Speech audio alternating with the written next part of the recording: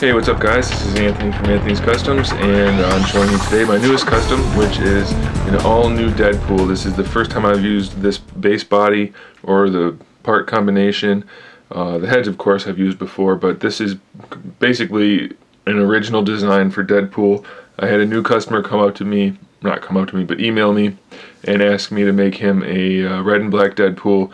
Said I could pretty much do whatever I wanted as far as details go, as long as it's red and black and Deadpool. He was happy. So this is what I came up with. I used the what's it called? Bucky cap base body. So that was a new experience. I have used only to this point the Shield Agent body, or the Steve Rogers body, and I was actually very pleased with how this one turned out and how the whole process went using this body. It's actually a lot better than I gave it credit for originally. It has some really nice proportions and good sculpt work to it. I did put new lower legs on it though, because I didn't like the feet that it had at all, or the boots. So I think that really makes a big difference, but I'll get into that in a little bit. He stands just under 6.5 inches tall, so he's in scale with the Marvel Legends. Obviously I used Marvel Legends parts for him. For the head, this head is a shrunken down version of the Bowen Deadpool statue or bust. I'm not sure what it is. I don't own it. But I repainted it, obviously. I gave him all of his little melty burn spots. And I used some gloss paint in there with the underneath, like where you can see the holes like that, or right here above his eye, or the big one above his ear. So anywhere that it looked like there's kind of like a hole in the skin, I used some gloss to make it look kind of goopy and wet. And I did the same thing for the eyes and the mouth, of course. And you can see the pink glossiness coming through, I think, in the hole areas, whatever you want to call it. So I've tried to make him look kind of nasty without making him look too nasty. I think it worked out well. I was pretty happy with it. And then he has this head also, of course, which is the 2-pack head that I modified, repainted obviously, but I trimmed down the chin and the jaw just a little bit. I didn't want it to be quite so square and angular, but it still maintains its general look. So I was pretty happy with using that head. It fits on this body, excuse me, fits on this body really nicely, so turned out good. Again, I used magnets.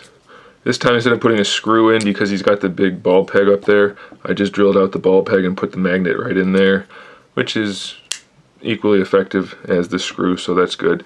For the straps on his chest, I used Mr. Sinister cape straps. I made some padding for the shoulders, some pouches right there, and under this arm he has his little knife that you can pull out, obviously. No point in putting it on there if you can't use it. Straps go all the way around, obviously. For the swords on his back, I used some parts from an old Ninja Turtles action figure belt. And then, of course, he has the swords that you can use. Well, you can't use them. He can use them. So those are in there. Same thing with the belt as the straps up there. Mr. Sinister cape straps with some fodder pouches. Sculpted a buckle for him with the Deadpool face. And added some little buckles there. I did the seam piping all the way around, so on the legs and the waist and torso and everything, on the arms, using the wire technique that I've used before. And I wanted to keep it kind of high on this, not only for the design. I didn't want the black to come too far down, but also if I kept it up here, I was able to make it so that you could rotate the leg without destroying the look of the pattern. So I think that turned out really nicely, and it works well. It keeps the pattern where it belongs at all times. So I think that works out. I added a holster on his side, or on his thigh, not his side, and I used the Bucky cap holster for that. And then the straps are actually from a Ninja Wolverine, repainted all of it. He's got a custom painted pistol, of course, Deadpool, so it's red and black accents. And that's a Bucky cap pistol. The swords, of course, I repainted to be red and black as well. The knife I just left black. He also comes with one of these rifles, which is custom painted for him. I mean, like as if he custom painted it himself. Obviously I painted it, but it's got the red accents all over it and a little bit of black. Kind of like what I figured Deadpool would do to his weapons if he actually existed. Same thing with this one. So he's got the red and black gear going all the way down. So the legs here, I didn't like the ones that were there, as I already mentioned, so I took some of the I used a wrestler figure for cable part of him, and I had some feet left over and lower legs, so I used those for this guy. I thought they kind of gave a real nice tactical look for Deadpool. I added some straps from the Shield Agent at the top of the boot there, and I just connected the legs together. So he's got these gray and black boots with the little rivets in them and a little patch of red on the top. And it just kind of, I think overall it just fits the figure better than the smaller feet that were on the original body. Zoom out a little bit. The feet that the Bucky Cap had were just too small, and I didn't like them, so I replaced them. I think these work well. So for the black, it's all just solid flat black. The red is black with obviously red dry brushing over it to give the texture and the right look. The eyes are semi-gloss white for this head.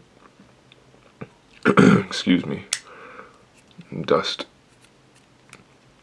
And all the gray straps and belts are not completely glossy, but they do have a little bit of a sheen to them that's not just from the lights.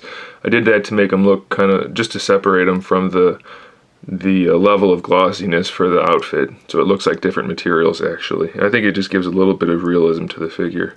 Again, this isn't based on any particular version of Deadpool, it's just what I wanted to do, and I think it looks good. Let me know what you guys think. I'm definitely going to be using this body again for Deadpool, or other figures, but especially Deadpool. It's a great base body, and I'm very, very pleased with how it turned out. So there he is, guys. Thanks for watching. Stay tuned for some other videos and some customs coming around in the near future, and in the meantime, keep collecting. There he is one more time before I leave.